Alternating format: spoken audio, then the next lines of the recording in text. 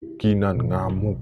Ia mencoba untuk melepaskan tali yang mengikat tubuhnya, tapi tidak bisa. Ikatan itu terlalu kuat.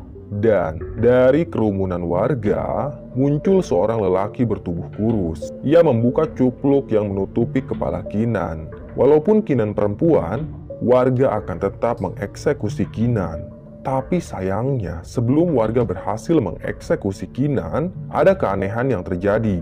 Kinan tiba-tiba saja menghilang entah kemana. Tak ada yang tahu bagaimana wanita itu bisa lepas dari tali yang mengikat tubuhnya. Dan tiba-tiba saja, Kinan terbaring di tengah hutan pinus. Ia masih berpakaian serba hitam layaknya ninja.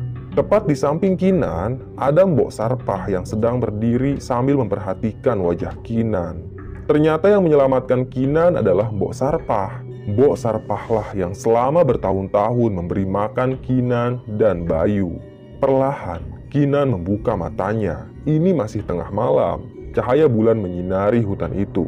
Samar-samar, Kinan melihat wajah Mbok Sarpah yang tersenyum mengerikan. Ia kaget, lalu meringsut mundur. Kinan mulai sadar kalau yang berdiri di hadapannya itu adalah Mbok Sarpah. Sudah lama sekali Kinan tak melihat wanita tua itu. Dan baru kali ini Mbok Sarpah muncul lagi. "Mbok Sarpah?" ucap Kinan sambil memicingkan kedua matanya. "Jadi Mbok Sarpah yang menyelamatkanku?" tanya Kinan. Mbok Sarpah pun mengangguk. Kinan curiga kalau Mbok Sarpah bukanlah manusia sembarangan. Atau bisa jadi dia bukanlah manusia. Mbok Sarpah tersenyum ramah. Kali ini dia akan menunjukkan wujud aslinya. Perlahan, wajah Mbok Sarpah berubah menjadi sangat mengerikan. Taring yang amat panjang keluar dari mulutnya. Rambutnya juga tumbuh dengan sangat cepat. Rambut itu panjang dan berwarna putih. Kedua kakinya berubah menyerupai kaki kambing. Kuku di jarinya juga panjang dan berwarna hitam. "Ririwa," desis Kinan. Ia meringsut mundur. Napas Kinan terengah-engah. Wajahnya tampak sangat ketakutan. Ririwa adalah salah satu demit yang banyak diceritakan oleh orang tua zaman dulu. Waktu kecil, Kinan sering sekali mendengar dongeng tentang Ririwa dan ayahnya. Dongeng itu bertujuan agar Kinan cepat tidur. Tak ada yang mengira kalau Ririwa benar-benar nyata. Kinan berteriak dengan sangat keras. Dia bangkit dan langsung lari sambil terhuyung-huyung. Kepala Kinan masih pusing, tapi dia tetap memaksakan diri untuk lari. Kedua kaki Kinan menerjang semak-semak. Wanita itu berlari tanpa arah dan tujuan. Dan tiba-tiba saja, Kinan terjungkal. Tubuhnya menabrak sesuatu. Ternyata yang ia tabrak adalah Ririwa. Demit mengerikan itu punya ilmu gaib tingkat tinggi. Kinan tak mampu lagi untuk bangkit. Kaki kirinya sakit sekali. Dia meringsut mundur. Sementara Ririwa perlahan mendekati Kinan. Kemudian, demit Ririwa menyentuh kedua pipi Kinan. Dia memaksa Kinan untuk membuka mulutnya. Kemudian, sambil menangis terseduh-seduh, Kinan pun membuka mulutnya. Lidah Ririwa menjulur panjang dan masuk ke dalam mulutnya Kinan. Darah kental mengalir dari makhluk itu. Kinan tersendak. Mulutnya penuh darah. Dengan terpaksa, Kinan pun menelan darah itu. Rasanya sangat tidak enak. Dan tak butuh waktu lama, Kinan seketika saja pingsan. Ia terkapar di atas semak-semak. Ririwa menarik kembali lidahnya. Kemudian, demit itu pun menghilang entah kemana. Keesokan harinya, Kinan siuman. Dia memicingkan kedua matanya karena silau oleh cahaya matahari. Kinan terbatuk-batuk. Masih ada noda darah di mulutnya. Perlahan, ia pun bangkit, lalu menoleh ke segala arah. Tampaknya, hutan pinus ini tidak asing bagi Kinan. Perlahan, Kinan pun berjalan menelusuri medan yang menanjak. Kedua kaki Kinan menerjang semak-semak. Tak salah lagi, ini adalah hutan pinus di dekat rumahnya Kinan. Rumah itu mulai terlihat dari kejauhan. Lalu, dengan sisa tenaga yang ada, Kinan pun lari. Tapi ada yang aneh. Kecepatan Kinan sangat tidak wajar. Dia mampu berlari dengan sangat cepat. Bahkan, bayangannya saja tidak terlihat. Kinan berhenti tepat di depan rumahnya. Dia sendiri juga heran dengan apa yang terjadi barusan. Seumur hidupnya, Kinan tidak pernah berlari secepat itu. "Kakak," sapa Bayu.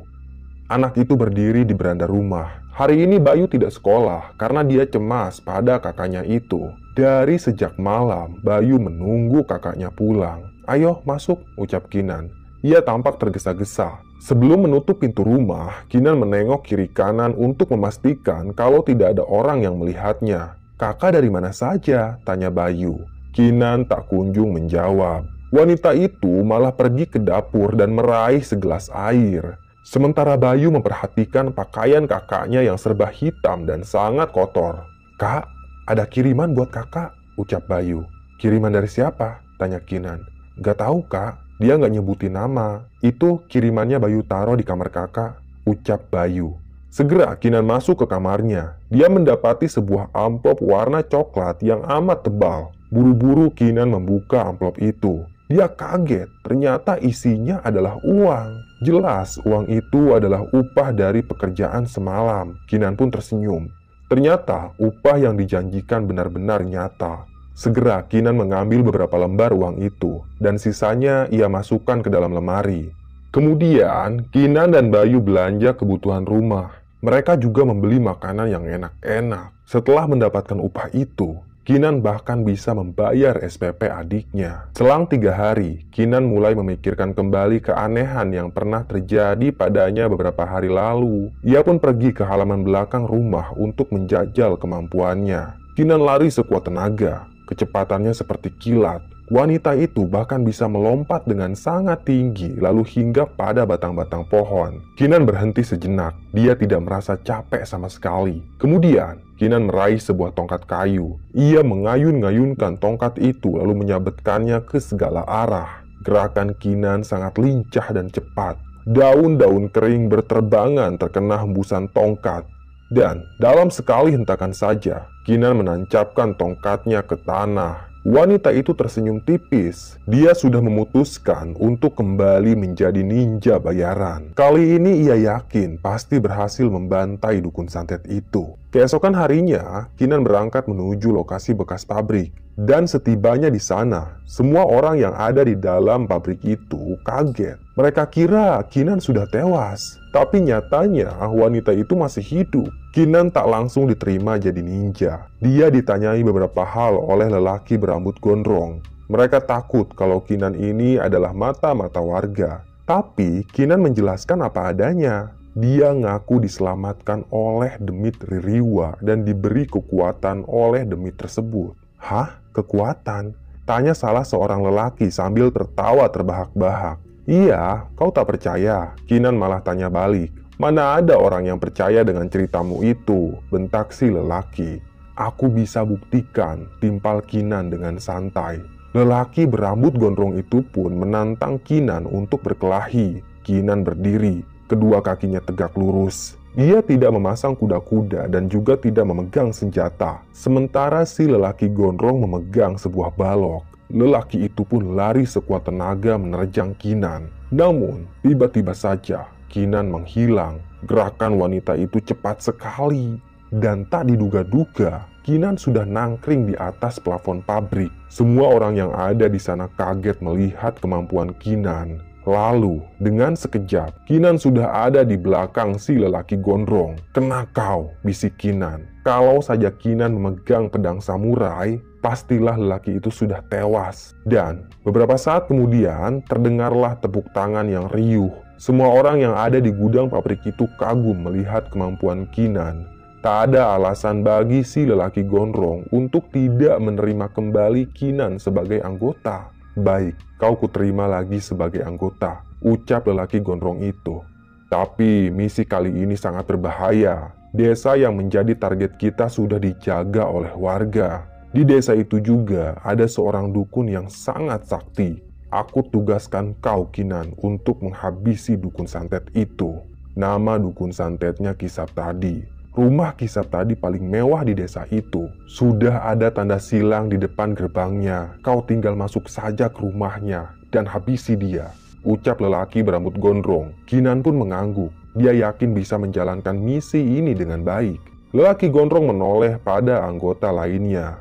Dan buat kalian, aku bagi 2 tim. Sebagian ikut dengan Kinan, dan sebagian lagi pergi ke desa lain untuk memburu dukun santet yang rumahnya sudah diberi tanda, ucap lelaki gondrong. Mereka semua mengangguk. Beberapa saat kemudian, para ninja itu pun diangkut menggunakan mobil truk yang ditutup dengan terpal. Mereka akan menuju 2 desa yang berbeda untuk menghabisi dukun santet. Kemudian, jam 1:30 dini hari, mobil truk yang membawa Kinan dan rombongannya berhenti di tengah jalan yang sepi. Satu persatu mereka semua turun. Kinan tampak menenteng sebuah samurai. Kali ini dia memilih senjata itu karena memang lawannya bukanlah dukun sembarangan. Kinan berdiri sejenak di pinggir jalan. Cahaya bulan menyinarinya. Sejauh mata memandang, ada pesawahan yang membentang luas di pinggir jalan. Kinan juga melihat kerlap-kerlip cahaya di tengah-tengah pesawahan. Cahaya itu berasal dari desa yang akan menjadi target komplotan Kinan. Para ninja itu langsung berlarian menyusuri pematang sawah. Kinanlah yang paling cepat. Dalam hitungan detik saja, dia sudah tiba di pinggiran desa. Kinan tiarap. Dia memperhatikan komplotan warga yang sedang berjaga. Kemudian, dengan cepat, Kinan melompat ke genting rumah warga. Tak ada yang menyadari kehadiran wanita itu. Kinan memang sangat cepat. Baju dan cupluk serba hitam membuat Kinan mudah berkamuflase. Kinan langsung mencari rumah yang paling mewah di desa itu. Dan tak sulit bagi Kinan untuk menemukan rumah dukun sakti. Kinan pun loncat dari satu atap ke atap lainnya. Lalu ia hinggap di atas rumahnya Kisap tadi. Rumah itu tampak gelap. Barangkali penghuninya sudah tidur. Anehnya, pintu belakang rumah itu tidak dikunci. Sehingga Kinan dapat dengan mudah masuk ke dalam rumah dukun santet. Entah kenapa Kinan menjadi sangat pemberani. Mungkin saja dia dipengaruhi oleh demit Ririwa. Kinan menelusuri rumah Kisap tadi. Dia pun berhenti tepat di depan sebuah kamar. Kebetulan, pintu kamar itu terbuka sedikit. Dari celah pintu itu, Kinan melihat cahaya lilin yang menyala. Tepat di depan lilin itu ada Kisap tadi yang sedang duduk sila. Dengan cepat, Kinan masuk ke dalam kamar itu. Ia mengeluarkan samurainya, lalu menebaskan senjata itu ke arah Kisap tadi. Namun yang terjadi malah di luar dugaan. Si dukun santet menahan samurai menggunakan keris. Dukun itu pun bangkit. Dia mundur beberapa langkah. Kemudian, Kinan menghilang begitu saja. Kisap tadi menoleh ke segala arah, mencari keberadaan ninja itu. Kemudian, Kisap tadi memejamkan mata. Mulutnya juga berkomat kamit. Dan tiba-tiba saja, Kinan sudah ada di samping Kisap tadi. Wanita itu langsung menebaskan samurai ke lehernya Kisap tadi. Dan anehnya, Kisap tadi malah tertawa terbahak-bahak. Dia kebal akan senjata tajam. Segera Kisap tadi mencekik leher Kinan. Lelaki itu mengangkat tubuh Kinan. Kinan gelagapan, senjatanya pun jatuh ke lantai. "Habis kau," ucap dukun itu sambil tertawa terbahak-bahak. Kinan semakin kesulitan untuk bernapas. Kedua tangannya menggapai-gapai. Cekikan Kisap tadi semakin kuat saja. Kalau begini terus, Kinan bisa tewas. Untungnya, sesaat kemudian ada asap kental yang menggumpal di ruangan itu. Lalu muncullah sosok demit Ririwa. Kisap tadi sangat kaget. Dia pun melepaskan Kinan dan segera menyerang Ririwa itu menggunakan keris sakti. Tapi sayang, Kisap tadi tidak cukup sakti untuk mengalahkan Ririwa. Dukun itu kalah. Ririwa memakan Kisap tadi bulat-bulat. Tak ada yang tersisa sedikit pun dari bagian tubuh Kisap tadi. Setelah Ririwa itu menelan Kisap tadi, ia langsung membawa Kinan untuk pergi dari desa itu. Dan keesokan harinya, warga desa geger karena banyak dukun di desa mereka yang tewas. Ternyata tadi malam komplotan Kinan berhasil menghabisi para dukun santet. Sementara itu, Kisap tadi hilang entah kemana. Penduduk desa tidak tahu kalau Kisap tadi sudah dimakan oleh